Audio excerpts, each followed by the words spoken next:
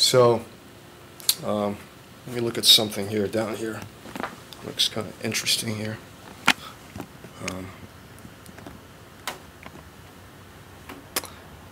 We look at the one on the bottom.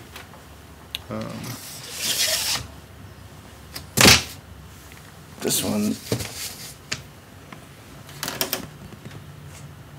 This one I wrote, or I wrote it basically. You wrote it? I picked up like all these sounds corny, but out of the dictionary, like picked up all these different symbols. And I just told a story, basically, through that circle. Yeah. What does this story say? The truth is, I don't know. It's something about, it's about New Orleans, about the hurricane. Katrina. These are like weather hurricane symbols. I don't know. I just it was about me, and it was about the hurricane. It was about my mom. It was about just I don't know. Mystery of life and death. Yeah. Storms and stresses of disasters, personal tragedies. That looks now this looks like a piece of a map or geography, like Earth, or it's really yeah, it's almost like a wow, that's like it's like a map of the world. What how would you describe this painting?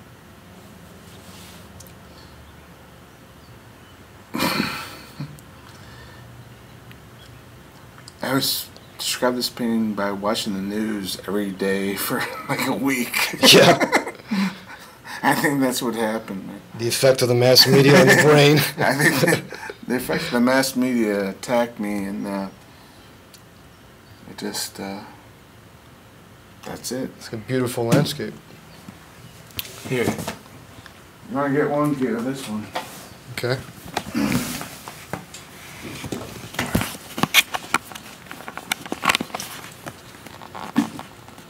What does this say? It says fall. Fall. What is it? Fail. Fail? And what does it mean? I don't know. It's something about that fat bastard, Rush Limbaugh said he hoped that Obama would fail. So I just, it's not about that in particular. It's about me and that fat bastard. What is the linkage between you and Rush Limbaugh? Linkage is... You hate the bastard, or you feel sorry for the guy?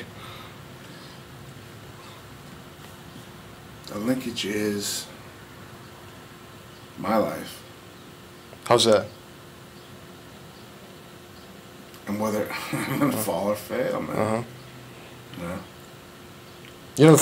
When you just showed me that painting, the first thing that came into my mind was, that biblical idea of the fall. From the very beginning, Adam falls.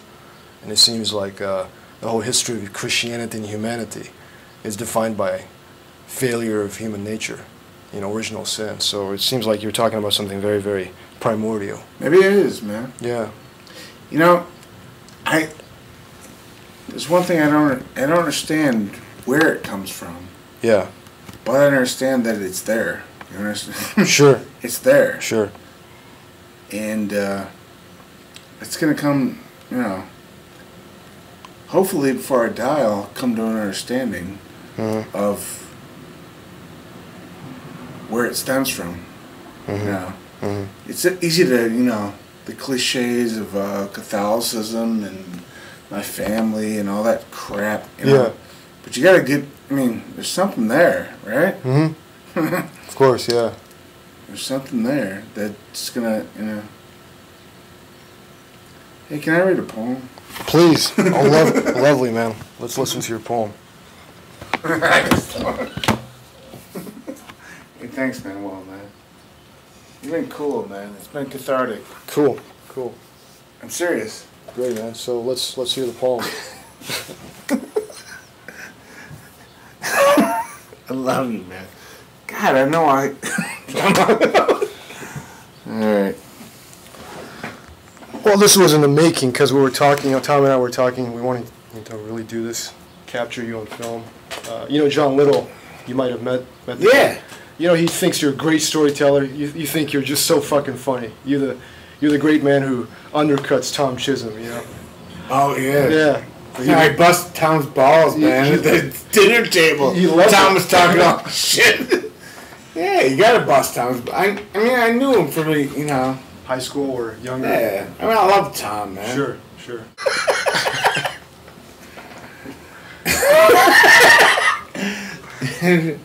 All right, man.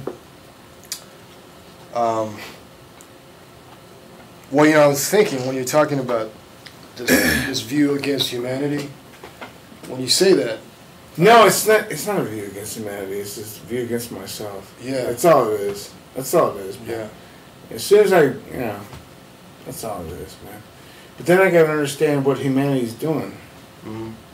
I don't know what they're doing. Do you know what they're doing? No idea, man. Too many fucking numbers of them.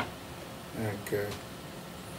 But when you said that, it reminded me of Bukowski, because you know both of us like Bukowski's writings, and I often describe to people who don't really know you as a Bukowskian figure. You know. I like Bukowski, but I like Fante better. John Fante. Yeah.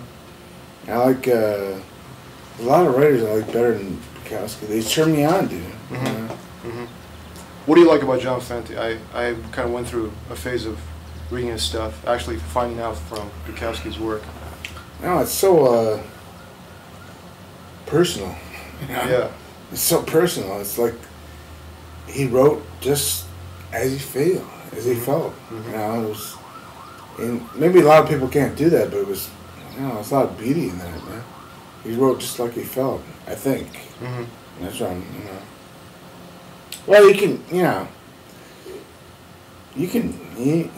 you can suss something out if you're writing bullshit, you know. Mm-hmm. So, anyway. So what other writers turned you on besides Fante and Bukowski? Look at this.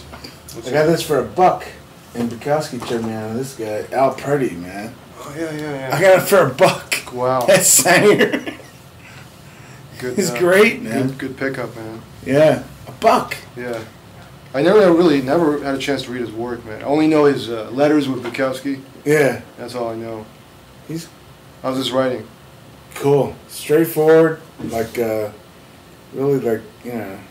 It's kind of like Bukowski, but it's Canadian. Right. It's a little. He lives somewhere else, you know. Cool. Hey, George Woodcock. He's an anarchist.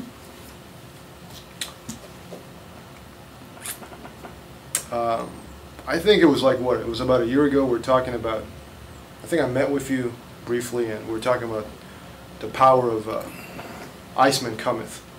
Oh yeah, you man. know, Eugene O'Neill. I saw the video actually from the public library one night, and it was overdue, but I just wanted to take a look at it. And the whole video was like 4 hours, so I never was expecting to watch the whole thing. And it's like really black and white, old film footage that's really not up to par with current technology, but I couldn't stop watching. You know, I couldn't stop watching. I had to just watch for the next 3-4 hours. Jason Robards, man, it was like, he plays a great, desperate, you know, human being. Knowing that what he knows, you know, that he just, you know, his wife's gone, and he comes in there, you know, that's great, man. Yeah. It's one of the greatest, you know, movies, plays I've ever seen, man. I have to, I love watching that. I've watched it 4 times. One of the things I couldn't understand is why was not that taught to us back in school? Because we were taught Tennessee Williams, Arthur Miller, The Crucible. Oh yeah, right. Yeah. I think, you know, O'Neill really tops them all. Yeah. And I wonder why he was never taught to us, you know, at that age. What was the other one? The other O'Neill play? Yeah. Long Day's Journey. Yeah. With Katharine Hepburn. Yeah. What did you think of that? Good. They're both not as good as The Iceman Cometh, but it's good. You gonna read? Well, I want to.